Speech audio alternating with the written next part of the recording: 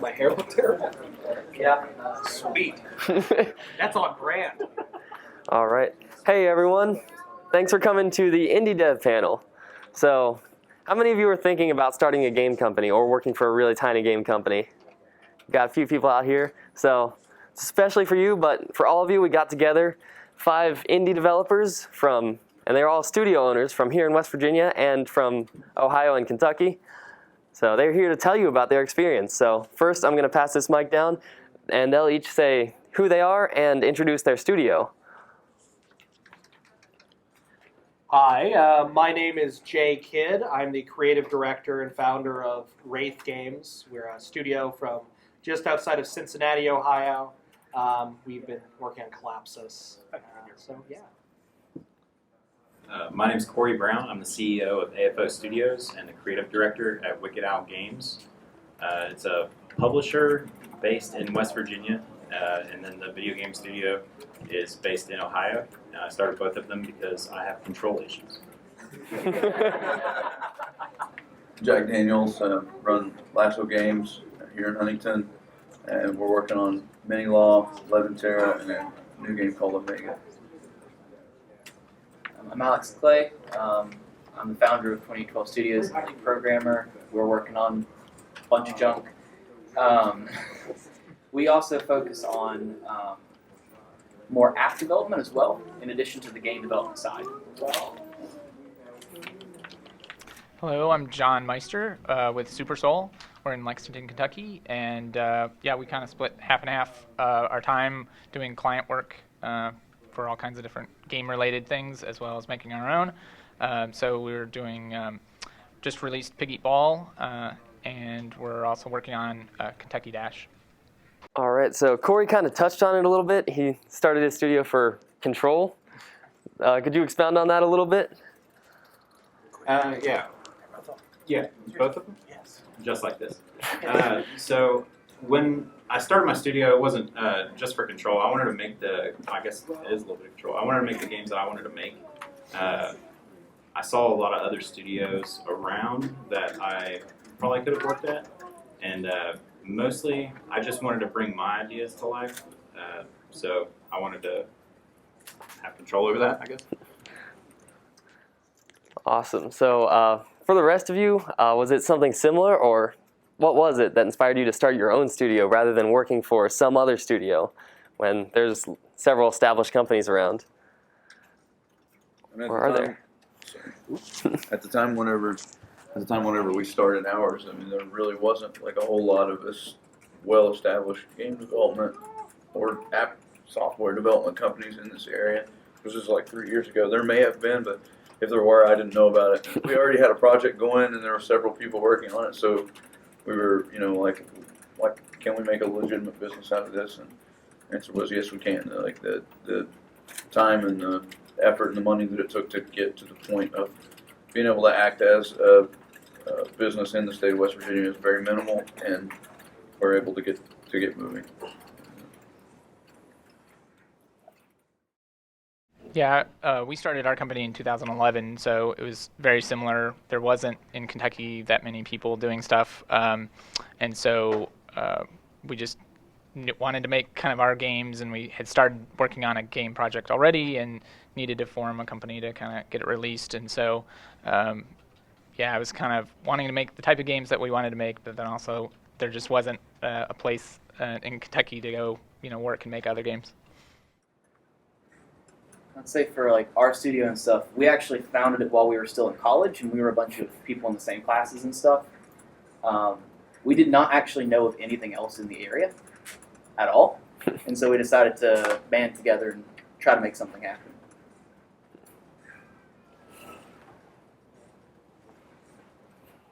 So I ended up founding Wraith Games back in 2005. I was actually still in high school at that time. And so it was less of we're trying to do our own thing. Though that was kind of something that we wanted to do. It was more that no one would hire a 15-year-old, in the games industry, especially ones with absolutely no experience. The reason though why we kind of continued and why we after high school and everything kept doing Wraith as a business was mainly just because we were making our games. It wasn't like an oppressive sort of AAA environment. We got to run our own studio. All right. So, Jack, you talked a little bit about how it's not too difficult to start a business in West Virginia. Were there any big hurdles to get to make yourself from a hobby developer to an actual business developing? Like, was there a lot of legal paperwork to go through or registrations to go through? Registration process is pretty straightforward. Like it's all done on the internet now. One of the biggest hurdles that I had was operating it out of my home. Like you have to pay extra taxes and fees and stuff like that. And for the city of Huntington, there's more taxes that you have to pay in other parts of the state. But in terms of getting recognized by the state as an LLC or any business really, I mean, it's really just a matter of filling out a couple of forms and showing that you are who you say that you are, and paying some fees, which for young people are probably pretty substantial.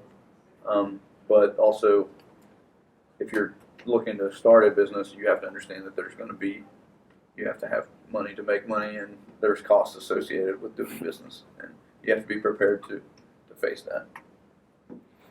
Right. Anyone else have something you want to say on that? Yeah, I mean, I think in Kentucky it's like $20 or something, the fee to get, and so it's actually very cheap to get an LLC or something. But really, for us, I think my advice would be if you're especially with other people, multiple people, you have to think about kind of the partnership and the operating agreement and how you're going to work together from a business point of view. So you might have like legal fees from a lawyer that's going to draw up some paperwork and your operating agreement and stuff. So it may not be paying the fees that the money is going towards initially. It's maybe other stuff like some legal advice or setting up those agreements.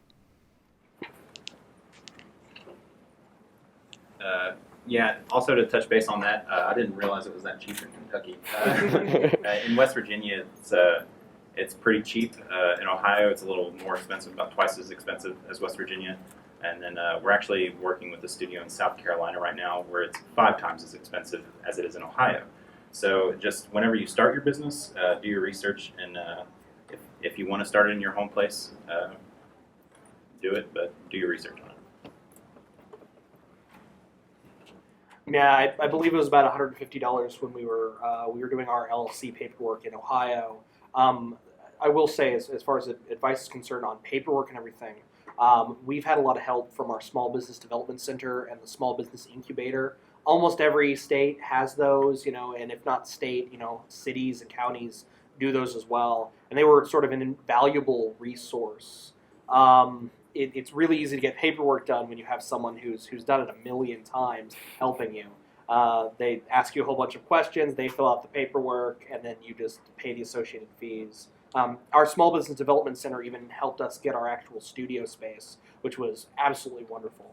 So I encourage all people trying to get into there, don't go it alone as far as paperwork's concerned. It can get confusing. Small Business Development Centers all the way.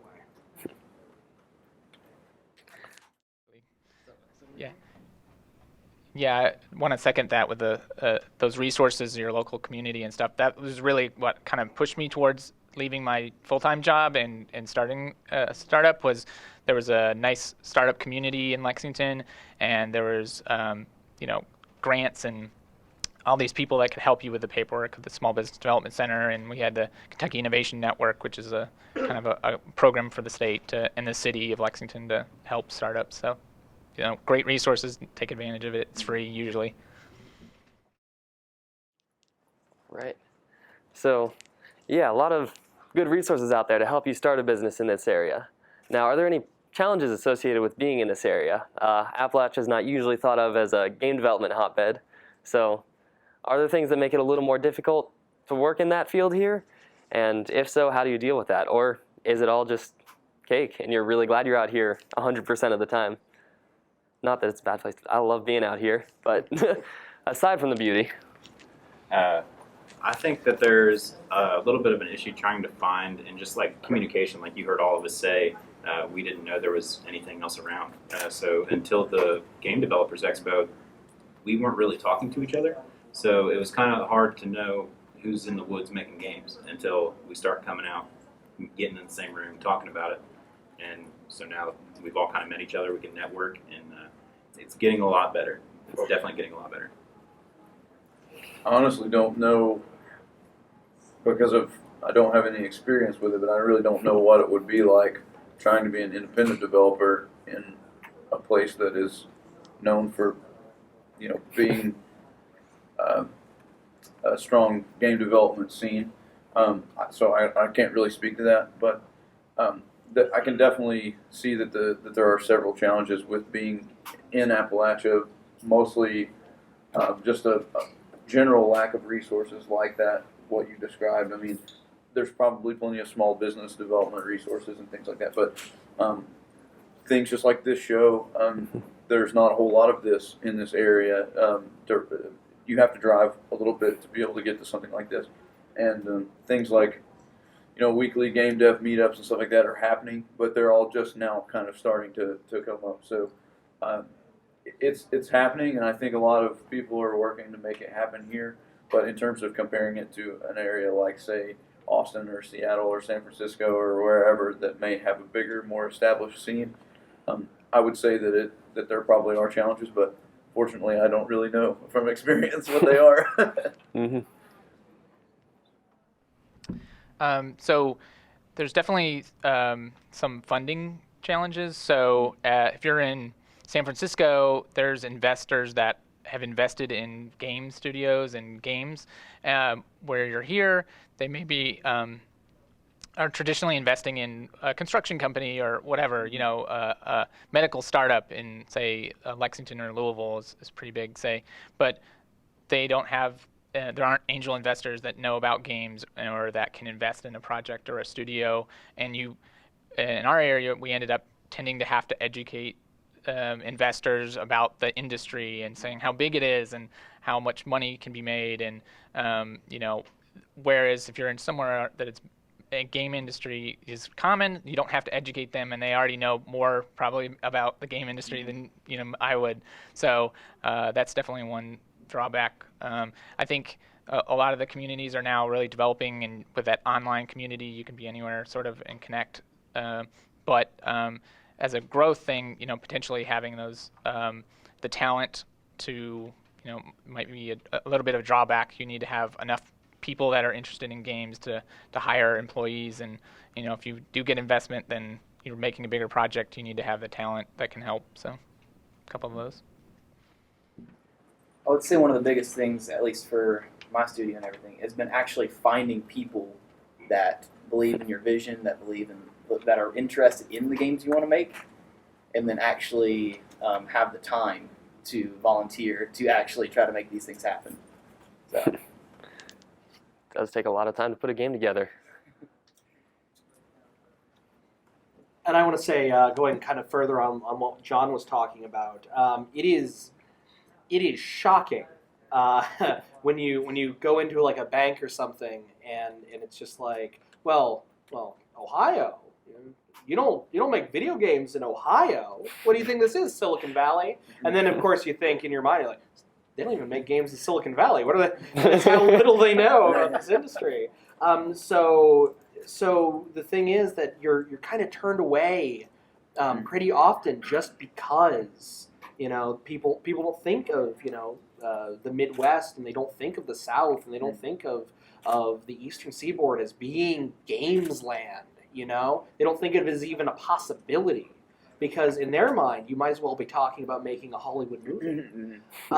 And so what you really need to do to kind of combat that is to go out, get your best suit on, put on a smile, have a good press kit, have a good business plan, and really, explain to them, that this is not just a possibility, for the West Coast. This is a possibility wherever.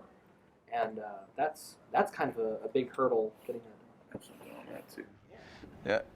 Going along that, whenever we went to establish our bank account for Lasso Games, and they were like, just out of curiosity, what is Lasso Games? What does that do? And I was like, we make games, like games that you like play like on the Nintendo. And I was like, well, we make computer games.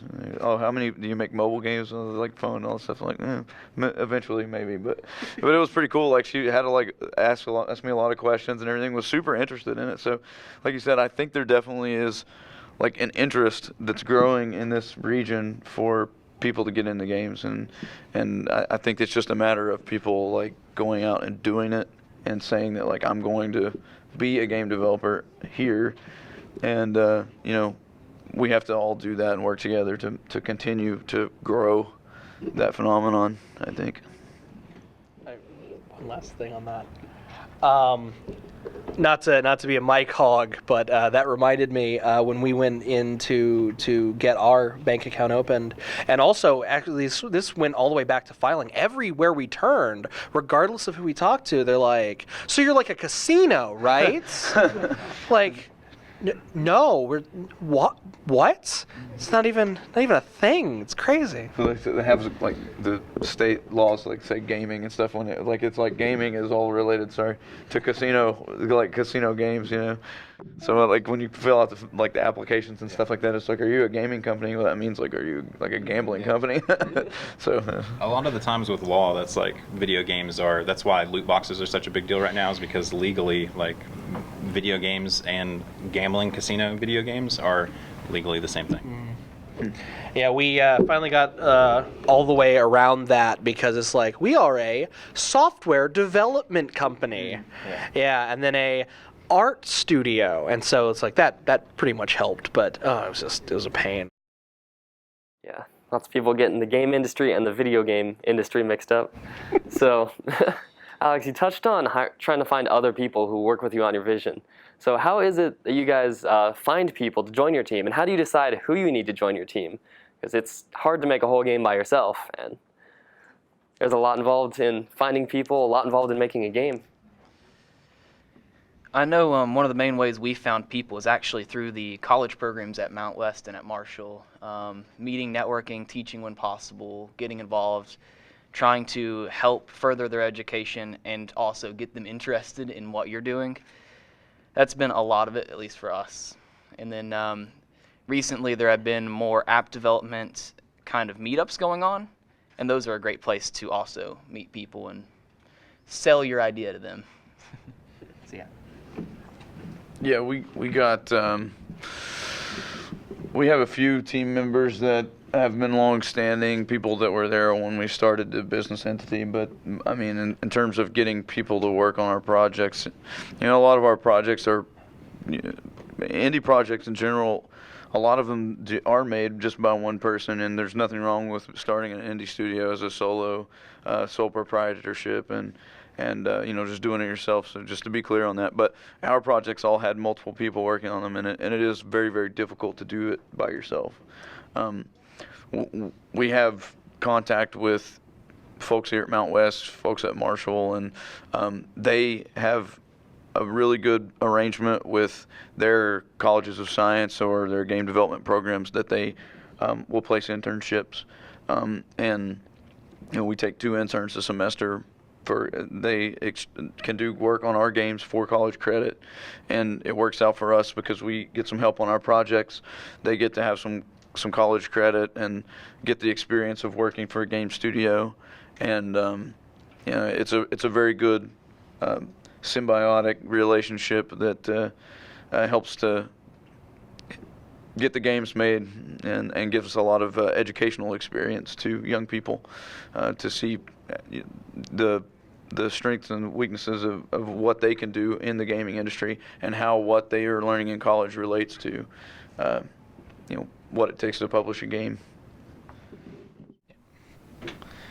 Yeah, internships are really big for us. Like, I think almost all of the people that are working at Super Soul are started as interns. It's a really, for a small studio, bringing on another person is a big deal, and spending time with them and seeing how they work and are they collaborative? That's a key thing. So internships are a big thing for us. And really for me, that's one of the reasons I started the studio is that I wanted to work collaboratively with other people. That's one of the best things that I think in making games is you're collaborating with different people that have different ideas and different, I couldn't draw or do the music, and so it's really rewarding for me to work with other people and make something that I couldn't imagine making by myself. And so just getting out there at events like this and meeting people and having, for our studio, having interns come in and collaborate, is a big thing and a rewarding part, I think, for me personally. We just recently, this expo was actually the host of the first Unreal meetup in West Virginia, and we kind of started doing that through Epic Games. They want the community to be driven enough to find each other. So if you're making games in Unreal, they want you to find other Unreal devs to help you make them. So that's another great thing. I'm not sure if GameMaker or Unity has similar programs, but if they don't, they should, because I've met a lot of awesome people at these meetups. Today and yesterday were the first ones, and I've already, we definitely have some awesome new assets to our studio. Just finding people that like using the same tools that you do, I think it's really fun for us, so it doesn't even seem like work, so we're essentially just playing together. Just find people that you mesh well with, and even if they're friends and they have particular skill sets, yeah, I mean. So when we started out back in 2005, being high school students, we were just a group of friends. We were effectively just kind of like a game design club. It wasn't until years later that we truly solidified as an actual legitimate business.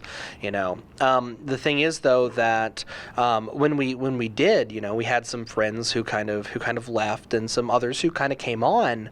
But one of the best ways that we do 15 events a year, and a lot of them are at universities, and a lot of them are just smaller things. We've done PAX and stuff, but we picked up our current lead programmer on our project Collapsus at EKU at Vector. And we love that event to death, and so we're always talking and collaborating and things. And we take on internships, and we do little college co-ops and stuff like that. Ultimately, just going and getting yourself out there and talking with the community, you're gonna find people who share that passion, and you're gonna find people who believe in your ideas as much as you do, and who want to see a studio grow. And for everything else, hire freelancers every once in a while. There's nothing wrong with that. You know what I mean? On project-to-project basis. Awesome. So one thing you talked about was going to a lot of meetups. So I'm sure a lot of you guys go to different meetups and spend a lot of time recruiting. There's also a lot of time spent running a small business. So how do you balance all these time-consuming things with actually sitting down and developing? Do you still develop yourself, and how do you balance that with everything else? Oh, handing the mic back to me. Yeah, so we actually have a policy of no crunch at our studio, and what that means is we literally don't let ourselves overwork. And we also have a lot of people who when they are working on stuff, they're doing it at home. As long as they're meeting their deadlines, who cares? I personally do still develop myself, but we are fortunate to have enough people at our team where we're like, oh, go to this event, and we'll just be able to take 3 people and throw them at an event, and it's fine, and it doesn't really interrupt things for the most part. Now, ultimately, though, even when there is that sort of thing, even though we have a no crunch policy, I will find myself, being in a car for 24 hours and then sleeping, or no, for 14 hours, doing a 10-hour event, sleeping, then doing another 10-hour event, and then taking another 14-hour ride home. But after that, it's I'm taking a few days off. So balance can be a problem, but as long as you set good deadlines, and as long as you have a good schedule to your work, and you have like a workflow, kind of like a pipeline, I guess is the phrase. You can tend to manage that thing. And I do want to say to you, yes, Unity does have meetups, and they're lovely. Nice. Awesome. And to that, I would just like to say, reiterate that balance is super important, and I don't do it so well. I am a full-time student at Marshall University studying simulation and game development. I teach here at Mount West part-time for animation and game development. I have the publisher studio. I also work at Strictly Business Computer Systems as an app developer. I run the Unreal meetups, and I don't know where I find time to do anything, and I don't. So I wouldn't be able to do it without a super supportive community. Most of the games that I'm working on right now, I am a majority of the work. I hold a majority of the workload, but getting to train people on them too is equally as rewarding. So it's just balance is super important. I'm trying to get better at it. Yeah, I second everything that he just said on that. I mean, a lot of us have our own businesses, but also still have to have day jobs, and haven't reached the point where we're comfortable enough with our security net that we've built out from our business that we're ready to leave our full-time day jobs, and that's definitely something that I deal with. We've got I work for an internet service provider and a medical practice IT company by day, for about 8 hours a day on the weeks during the week, and then go home, spend a little bit of time with my kids, work on games, stay up way too late, do the whole thing all over again, end up working on weekends, and it's a whole deal. It's a very exhausting process, and I don't recommend it to anyone ever. That being said, if you're really passionate about something, like, you're going to do that, and you're going to be working on something that you're passionate on, whether it's good for you or not, honestly, and you'll find yourself probably neglecting parts of your life that shouldn't be neglected. But if you're going to be working on something in the capacity that you're passionate on it, then you should definitely not forsake that either. So if it takes, working outside of a regular job, I still encourage you to do it, but I don't encourage you to do it to the point that it's going to make you completely exhausted and hinder your judgment, because you will need to be have good, sharp judgment when you're making business decisions. I will also third all that. All of the members at my studio are full-time students or full-time developers as their actual day job, in addition to whatever else we're doing on the side, be it for the Appalachian Game Creators Association or for anything else, really. So it's very common to be up developing and realize it's maybe 2 or 3 or maybe 4 a.m. and you got work the next day. Very, very, very common. So the best thing I can think to say with that is, don't do it every day. If you're going to do it, take at least a day or 2 a week to do anything else. Just anything else other than be up all night working. Yeah, I mean, I think people that start companies are going to be really passionate and tend to, spend a ton of time on. So we're probably all, bad examples of working too much or whatever. But, you're definitely passionate about what you're doing, and I think with crunch and things like that, you don't want to force people that you're working with to have that level of crunch or extra hours or whatever. And we really want to, there's just all kinds of research about, like, you're more productive when you're not, like, crunching and killing yourself and stressing out, and it's definitely something that I struggle with, is trying to not be stressed out about all the things that kind of feel like you need to do to kind of grow the community, which then that community helps you as a business owner, and then we don't have a giant hit that we can just spend years on a project without kind of releasing something. So it's the daily struggle of trying to do stuff, and so for me, it's like getting that hour or a couple hours every couple days programming is nice because it's a break from all the other stuff that I have to do related to the business, and maybe isn't as fun or as creative as programming for me, at least personally. John, is your primary source of income your business? Yes. So primary source of income is the business, but I have started teaching at the University of Kentucky because I wanted to add some classes there, and it was like, that's a nice stable thing, but it's only like one class a semester, and so it's kind of like almost like a contract type situation. And so then we're doing contract work.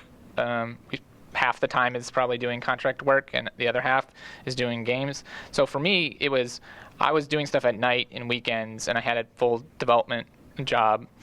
And I was working more because I was a software architect, so I was doing more hours for that. And it just came to the point where I wasn't making enough progress, I felt, with the business and making games that I had to, with the support of my wife, and she works and stuff, that we were able to have me go full time and then do, contract work and things to keep, income from the business, and kind of keep putting out games until we get a big enough hit that we can just, make our own games. And When you started your business, did you continue working a day job after you started it, or did you just sever? I had been working, like going to GDC and doing a lot of stuff on my own, like while I had the day job, but I didn't start the business until after I left. I saved up money basically doing my day job and saying, okay, I can go for a year making this game. Smart. And I guess, but that's why I needed like 5 years, of funds. Really, it's like I hadn't made a professional game. I hadn't gone to an game development studio, so I knew how to make software and go through processes like that. But it was like learning what's unique about making games and designing them was a challenge. So it's like those first games are not going to be good. Most likely, or at least to the quality level of like commercial venture where you're putting this game out there. So, I would tell people, don't quit your day job. Maybe you can go part-time or do, every once in a while, helping with stuff, because you're just, worrying about where the money's coming in detracts from your ability to make a good game. So.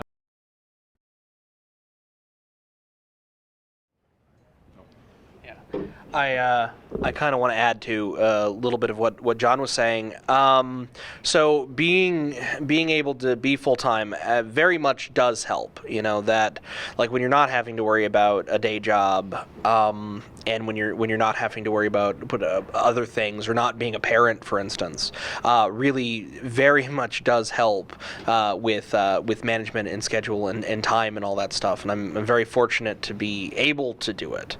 However, I see so many people, like even when I first really started out trying to do this as like my full-time gig, it was hard. It was very hard. Like about 2008, and man, you wonder where the money's coming from. You wonder where, like, oh, am I going to be able to make rent? And you need time to build into that. So maybe not jumping straight into full-time is a good thing. But I especially wanted to touch on the idea of crunch and productivity and things. There's a point when some people in the team are going to be very, very passionate about making games, and you don't want their enthusiasm to necessarily make the people who aren't able to jump into it 100%. Like, they still have other obligations, or they're still going through personal things. You don't want your personal enthusiasm to make them feel obligated to be as enthused, because that's what leads to overcrunching, and that's what leads to burnout, and that's what leads to, then you just don't have that team member anymore. And that happened a lot, and it's happening a lot in the AAA scene. And with indies, it can be hard because if you don't release that next project, maybe your studio doesn't stay afloat. But I can assure you that if you take breaks and if you take days off and if you take personal time, that your work will be better for it. You will be more productive and you'll be able to stick to deadlines better because you're not killing yourself making these games. Because art should fuel you. It shouldn't kill you. All right, so I've got one more question for all of you, and then I'll open it up to audience questions. Last thing I wanted to ask is, so for each of you, let's say you have a friend who's considering opening up an indie studio. Maybe they will, maybe they won't. What kind of tips or advice would you give to them? Sure. So the first piece of tip, and I actually gave some talks about this earlier today. The first bit of tip would be sit down and really think of a good business plan. Even if you're not seeking funding from anyone, having a business plan that's written like an actual business plan helps you prioritize things. You can then learn what kind of budget you're going to need. You can learn what kind of runtime you have with that budget. You can learn what kind of equipment you need. You can understand the competition. You can understand your demographics. And then if you happen to have a really good business plan, you could then go send off for some funding. You could go to a bank or an investor or something. But just the act of doing it is going to clear your thoughts and help you understand the best way to go about your studio.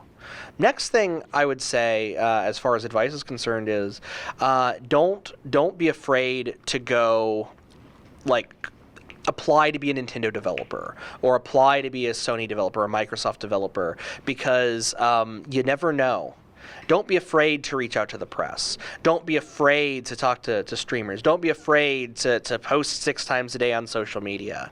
Keep up with it, because the worst that can happen is, as long as you're polite and respectful of people's time, the worst that can happen is that they just don't give you any time of day. And most of the time, if they're not going to give you the time of day, they're at least going to tell you why. And that helps. And then for the third and last little bit is that it's never too early to start marketing your game. It's never too early to start posting on social media. It's never too early to take screenshots. It's never too early, as long as you have something playable, of course, to go to events. It's never too early to get feedback from people, because if you wait until the very last minute, your project might not be as good as you thought it was. It's a great way to get feedback. It's a great way to get marketing, and it's a great way to gain interest. Maybe not for this project. Maybe your first project won't go so well, but at least you're starting to build a community around your studio and build a community around your next project through your first, and that just builds. So fear is the mind killer, as they say. Just don't be afraid to take the risk. I've had a couple friends who started off in game development, and the phrase goes, they've seen how the sausage is made. So the magic of them playing video games was lost a little bit. So I would, if someone's just now starting to ask, I want to get into this business, what's some advice? I would say, do you like making games or do you like playing them? Because they're pretty different. Playing games will make you a better game developer, and everyone started off there. That's why it's such a passion for us. But if your passion is playing them, sometimes lifting that curtain and seeing what's behind a game can kind of break the illusion that we all have about it. That's really good advice.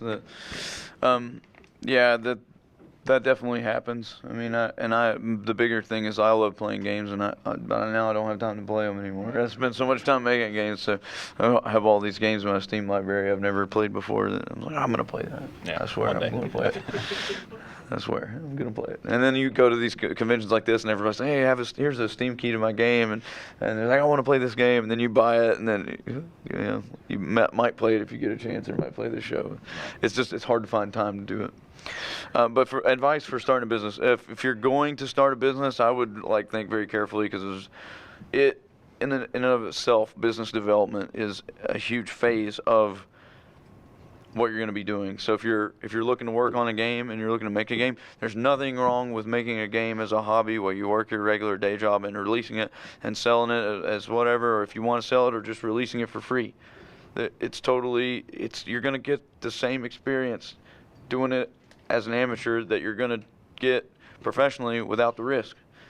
I mean, especially if you do like I did and still work anyway. So, when you're making your business plan, if you do decide that you're going to make a business and that you want to make marketable products, when you're putting together your estimations on how much money you're going to make, cut that number in half, and that'll be pretty close. And then if you're making an estimation on how much something is going to cost, double it and then add 30% to that. And so you'll probably be a little bit more in a realistic ballpark. And time. And time, especially time. How long is it going to take to make something? Double it and then add 30% to that, and you'll be pretty close. I mean, even small things. Oh, it only take 30 minutes. Get that involved. Definitely overestimate everything in terms of your planning, and you'll be in a lot better shape. I would say, at least in terms of game development and starting a business, that one very important thing is to know the tech stack you want to work in. Take some time to play around with different engines, whether you want to use Unreal or Unity, whether you want to use C#, C++, you want to make a web app, what kind of tools, what kind of languages you're going to have to know, at least the basics of, before you can go talking to other people and trying to recruit them to do this thing for you. So. Yeah, I wanted to maybe echo that making games as a hobby is really good, and making a commercial game is a different thing. Like, you're having to understand the market, and is there a market for this game? It might be like the game that you really want to make and that's interesting to you, but there's not enough people that want to buy that game, or there's certain trends that are happening, and finding a game that's commercially viable is a hard thing, and it's much more different than making a game that you're really passionate about and that could be a hobby. And there's nothing wrong with doing that and understanding, so that I'd rather just make a game that I really enjoy making, and it's okay if nobody buys it. But if you're starting a studio, you have to make commercially viable games that you can sell and that make money, and then allow the company to keep going. And so it's a different mindset. And really, if you can self-evaluate and decide, is this really what I want to do to start a business of making games versus just making games? Very good. So yeah, especially as a business, knowing your audience is crucial. And speaking of our audience, do we have any questions from the audience for these panelists? He asked about what was your earliest inspiration for making games, getting involved in games? I actually got into developing games by making chiptune music. That was what got me into it. Like, I'm a music guy. I was a music major at Marshall University. I was a music teacher for a little while, and I got my degree in music education. So I was really all about music, and I've loved hearing these little 8-bit chiptune covers of songs that I liked. I was like, how do they do that? And then the game Shovel Knight came out, and that had like its full robust soundtrack that was like this crazy awesome NES era chiptune music. So I went and watched some tutorials on how to do the music, started making chiptune music, and I was like, man, it would be cool if there was like a little game to go with this.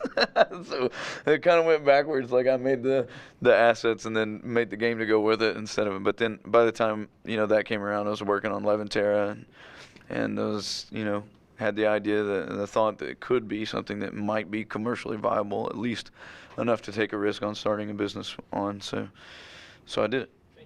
Thank you. I gotta say, it's probably I was about 9 years old, and it was Super Mario World. That was why I really wanted to get into making games. Funnily enough, it wasn't until Cave Story that I realized that that a small team could make games. However, I just want to say it's funny because you'd mentioned like the pressure from family, getting wanting to get into that, and it's mine was the complete opposite. I was 9 when I decided I wanted to make games. My mom desperately tried to convince me not to, and then so I only like last year is when I got an apology for how vehemently she's like, "Don't do it. It's not a business." So I just think that's funny a little bit.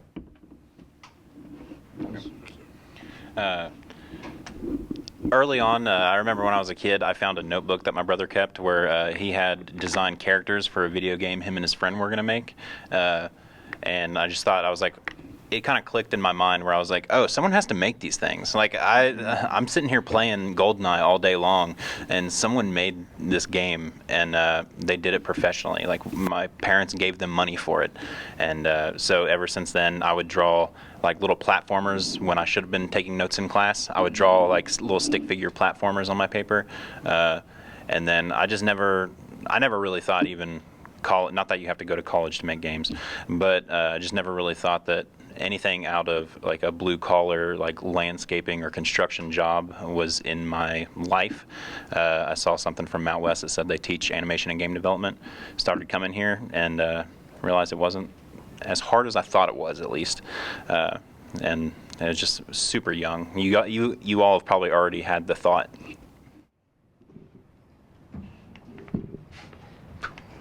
I know as a kid, I was really interested in I always wanted to tell stories, and I always wanted to have worlds come to life. And in high school, it got to the point where I was losing friends that were graduating, that they were leaving, and I wanted to keep in contact with them. So I started trying to make little games with them and get into programming and see what kind of stuff we could do. And really, it's just kind of snowballed from there. Seeing all these great games that I played as a kid and that I play now, and seeing all the cool stuff that everybody does around here is a huge inspiration to want to also do the same thing. So, for me, I kind of played games as long as I can remember, and creative game making kind of stuff has always been with it. When I was younger, it was like drawing my own Mario levels on just piece of paper, or designing other characters for games. I kind of got into PC gaming, so just like the original Wolfenstein and like Doom, like I could just make mods, making my own level and play around with that stuff. So it just became my love of gaming, also had a love of kind of creating around games, and so it just has grown. So I learned to program so that I could make my own games, and that kind of grew a passion for programming and that. So that's how it started for me.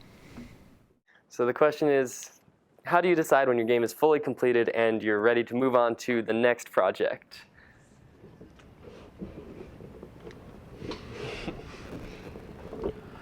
There are other projects?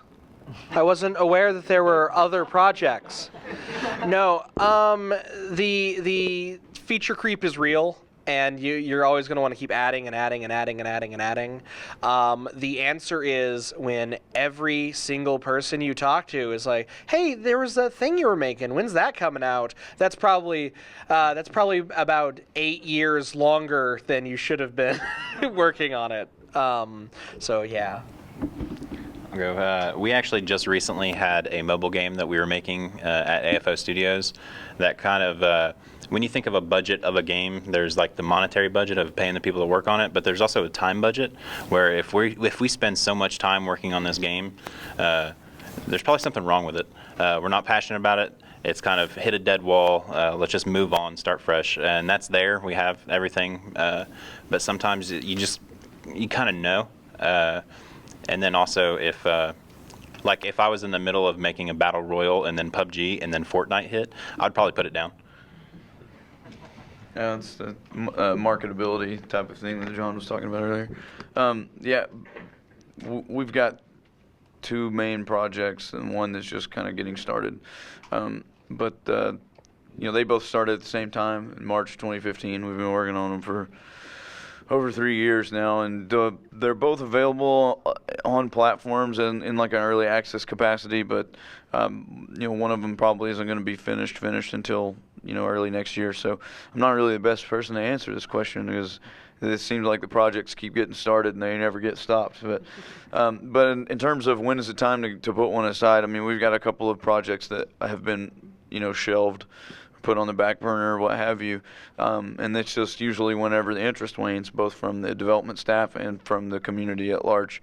A lot of times those two things go hand in hand. If you don't put anything out there, for one, your community's not going to see it to know to be interested in it. So back to what they were saying, it's never too early to promote your stuff. Do that for sure.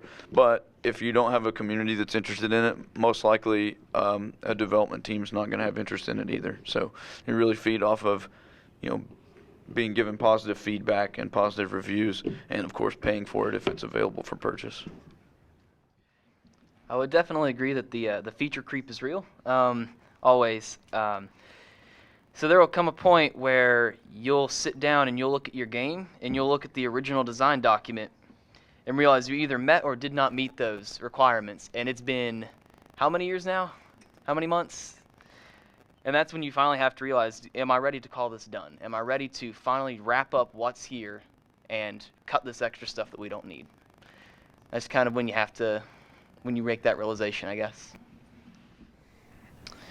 Yeah, I mean, it's pretty much every game that we've released, I see all the problems with it, and there's always stuff that I could see improving, and features that we cut, or that people don't notice that I notice, and it's very hard to decide when that game is over, or at least the development is over, and you got to put it out there. So it's comes a lot down to, I think, the business decision of if I spend another year making this game or another 6 months, will I get more sales because of that, or I'm going to get the same amount of sales whether I spend 6 months adding more time, or really the features I have and the content that I have is enough, and I can make a sequel, with the other ideas that I have. So unfortunately, it kind of comes down to a business decision of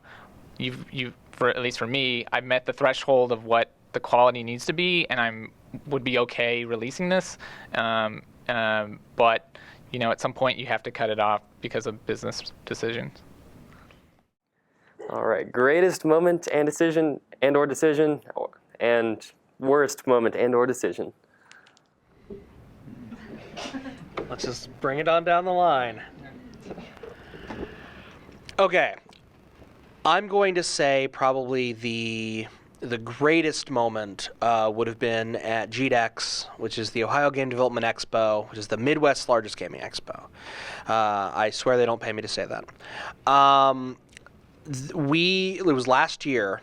The Able Gamers charity, which is the world's largest games adjacent charity, what they do is they build and design controllers for disabled people. They go and they help promote accessible gaming to developers. They end up they helped with the Xbox adaptive controller. They're absolutely wonderful, wonderful people, and we ended up at this GDEX winning the Able Gamers Most Accessible Game Award for that show. And it just blew me away, because we spent a lot of time working to make sure that our game Collapsus was as accessible as humanly possible, that anyone could pick up the game and go, color blindness, deafness, missing limbs, like whatever. And to be honored for that. We'd won several awards before, and we've won several awards after that, but that was something that really sort of, it's like, man, I wasn't just, making a toy, I was making a difference in someone's life, I was making something for good. And that was probably the greatest moment in my career so far. The worst moment, so in 1 week in 2015, 4 people left our team on the same week. And 2 of them ended up getting really, really great jobs, and they were getting married, and they got the jobs together. I think it was like 6-figure for each of them, and they're like, "Oh no, we have to go. Sorry," and they left. And then one of the other team members ended up leaving for mental health reasons, and fair, absolutely fine. Then the 4th guy, he ended up leaving, and because he ended up getting a couple more jobs, and he decided he had to quit one of them. And so, because one of the other jobs was like a really steady job, and the other job was his best friend just started an incubator, and so he wanted to be part of that. And none of these people, other than the 2 who were getting married, knew that the others were leaving. Like, they hadn't talked about it, and so in 1 week. This is the best part. They were all 4 programmers, and they were our only programmers. And so we were immediately left with just no one to work on basically anything. It was just artists. And so that was actually why our art director, Steve Dorkin, he's like, go to this gaming event, go to GDEX. It was actually the first GDEX we went to. And the best part about that was where I first started talking with the Able Gamers charity.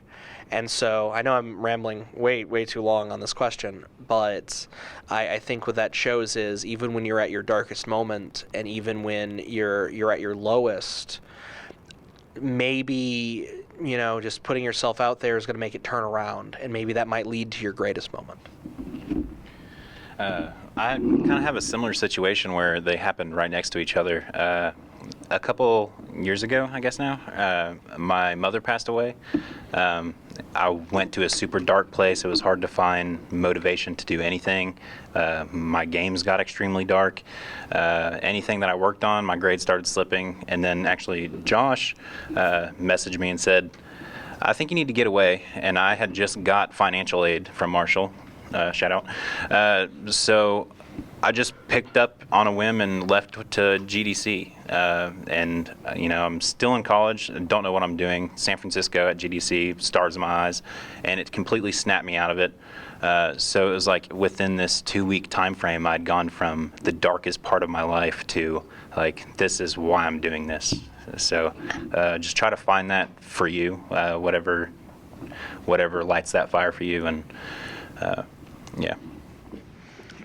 The absolute highlight of our experience, for sure, I would say, was getting selected for the Game Development World Championship last year. They sent me to Helsinki, Finland, and gave me a cruise to Stockholm, Sweden, and I got to go to the Rovio studios and meet the guys that made Angry Birds, and went to the King.com studios and met some developers for Candy Crush, and it was an amazing week, and we ended up winning 3rd place in that competition, and so it was phenomenal. You guys should definitely be submitting your games to the Game Development World Championship, because they take unfinished projects and just looking at polish and what kind of potential it has, but you might get a trip to Finland or wherever they have it this year, so definitely. It's up now, isn't it? What's it's that? going on now, isn't it? Yeah, well, yeah, I think it's in November. They're selecting for it now, so yeah, you can still submit to it, I believe. But they take thousands of submissions and select them, but that's definitely the highlight. The worst part is probably anytime I look at refund notes on Steam. That's the worst part. So don't do that if you have a product out on Steam, because people will refund it for the stupidest reasons. Not fun, I think, is the top reason. Like, I didn't know you could do, like, when I was a kid, you go and buy a game from the store, it's not fun. Too bad. You're stuck with it. But I get why they do it. But and then the second worst is probably like getting a failed Kickstarter campaign. So that's something you might experience. I'll start with maybe not the best moment. So Super Soul was started by myself and Richard Hoagland, and the hardest time was basically when I realized that we couldn't work together anymore and we had to split up. We kind of just had different visions for where we wanted to take the company and the type of projects that we wanted to do, and we had grown together, as friends for many years, or several years, making games and kind of putting in all those extra hours and stuff. And so it was kind of tough to like decide, okay, what we thought we were building, we have different ideas, at least where we want to go with it now. And so that was a tough moment to kind of have that conversation and kind of split. And so, I ended up taking Super Soul, and he went off and started another company. So I don't know. I think the best moment, though, is hard to put. I think I just enjoy like going to a convention and having kids like sitting in front of the game and just laughing and having like a great time, because you don't see that like when you're putting in a ton of time. It's great to see that in person. So Yeah, definitely. Okay, I would kind of say that like probably my favorite moment has come from the worst moment. There came a time about a year after we started the studio where one of the 3 founding members had to split off and deal with other stuff, and he was our only artist. So in one hand, we lost a good friend in a sense, and at the same time, also lost all the art side for our entire studio. And as a result, I began working on Our Legacy, which is one of the projects that we have here and was really the big passion project of mine that I've been wanting to make for all these years. And one of the best moments is I went to the Vector conference at EKU and was able to put it on display. And just seeing people play it and seeing people enjoy it was just the best thing ever. So the question is, A, how do you name games? And more, how do you balance the inspirations that you've had in the past, the ideas you've had for years, and what you think will sell to the market? How are you balancing passion versus So, business? passion versus business for a project. I can go. AFO has actually changed names 3 times in the last 3 years, so I feel like I have something to talk about. It started off as One for All Studio. We helped start the West Virginia Game Developers Expo, and since then it went from I think it was misspelled in one of the pamphlets, or it was misworded, so it was All for One. I was like, well, that works. I don't care. Like, it's still just starting off, and then that's pretty long-winded, so let's just call it AFO. So that's how we got to AFO, and the logo's changed twice, and a great deal of thought actually went into the logo, probably the first logo more than the second. But like, I just looked at other companies' logos, Nike Swoosh, Google, they all have very simple logos, not a lot of words. So yeah, just a lot of thought, but not too much thought. I can hold mics, I swear. So, Wraith Games, when we first started out, we were called Mind's Eye Games, and probably cringing at that because it's the worst name. And sorry if you're listening to this and you've decided to name your studio Mind's Eye Games. The thing is that it lasted for like a month. And we decided to be called Wraith Games because we were all getting, like, our friend group was getting into Dungeons and Dragons, and the Wraith is the coolest monster in the 3.5 monster manual, and you can fight me about that. Now, when we first started out, though, like, the original logo that we had was actually drawn by my graphic design teacher. Because, remember, we're in high school. Because I did a whole bunch of logo projects for the company during graphic design class. And so he made one, and we just kept it, and it was like the worst pixely version of the logo he made because we had to like scan it in and everything. But then later we switched to like a super like metal band edgelord. The font was called Ghastly Panic, if any of you are font nerds out there. So when Steven Dorgan, who's actually here today, when he joined the team, he's like, oh, that's bad. So he being an actual professional graphic designer, then during that time I'd also been doing some freelance graphic design, but nothing like like this. He started mocking up some logos, and then we had the team sort of vote on which of the logos was best, and so we chose the ones we really liked. Now, as far as actual like individual game names and stuff are concerned, I have a penchant for making really bad game logos, so that's why Steve does that now instead, because I'm just awful with them. And then the thing is, though, that I have this, and maybe some of the team would disagree with me, but it seems that most of the team members like the names. I will think of a project like that's on the board, like any of the projects we're working on, and within like 10 minutes I have come up with like just a name, and everyone's like, oh, that's actually a really good name. And so like one of our projects is called Burst Lancer, and like, I don't know, I like it, and people like it, and that's it. When everyone at the table is like, nope, can't fight that name, then you got a good name. So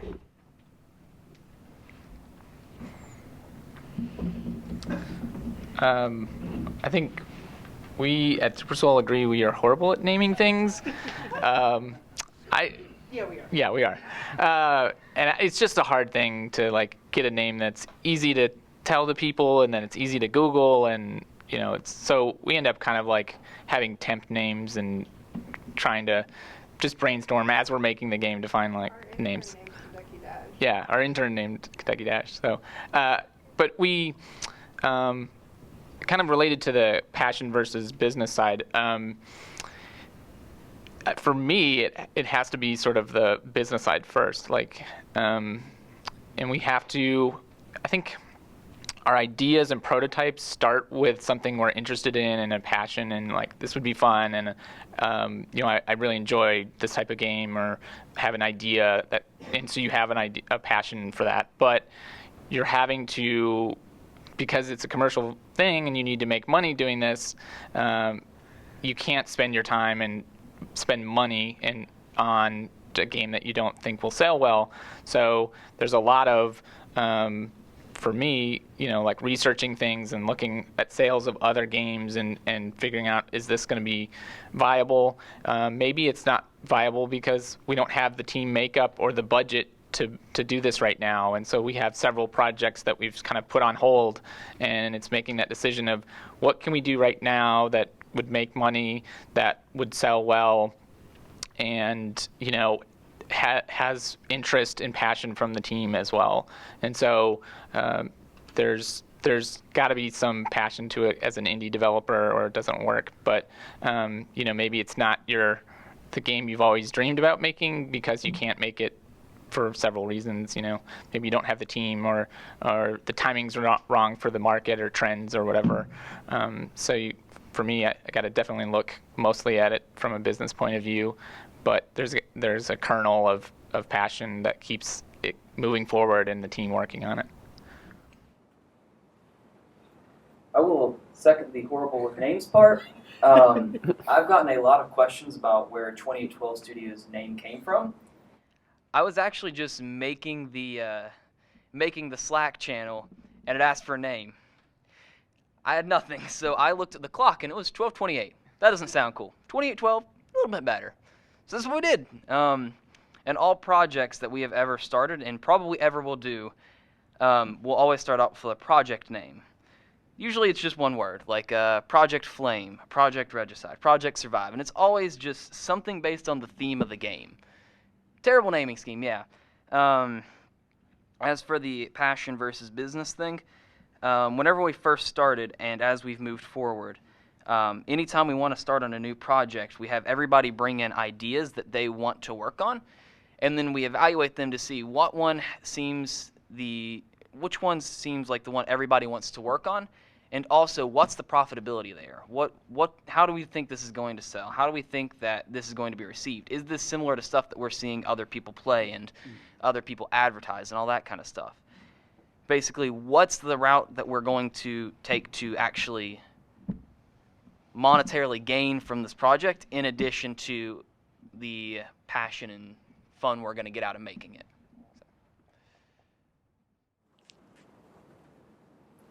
Naming stuff is it's hard to do. Lasso Games, we looked at a couple of other companies and noticed that they had like you know, 2 repeating letters in them, and Google and Apple and Lasso. Kind of just like, I don't know, you know what I mean? So that was why we did that.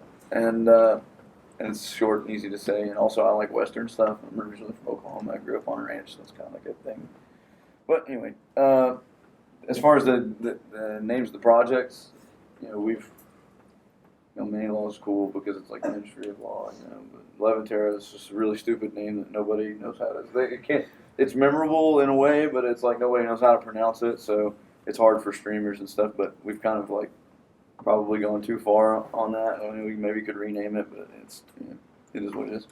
And as far as like passion versus business goes, I mean, I'd say it's probably been 50-50 for us, but I don't recommend it. Like, if you want to do something that you're passionate about, that's great, then just do it as an amateur, be a hobbyist. If you want to do it professionally, then you're going to have to put aside some of those things. We've made a lot of poor business decisions because of somebody's passions or principles, which is, you should stick to your principles for sure, but like, you know, there's a few things that are like, you know, your business can be more successful if you look at it pragmatically and think about, you know, what is going to be good for the consumer and what is going to be the most successful product from a commercial perspective.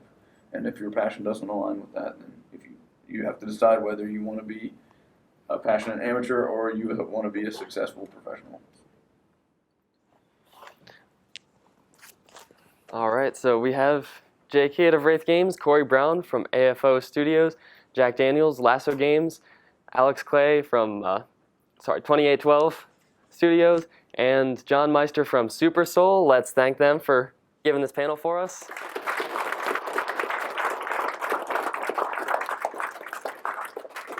And I'm sure they'll be around if you want to find them, ask more questions.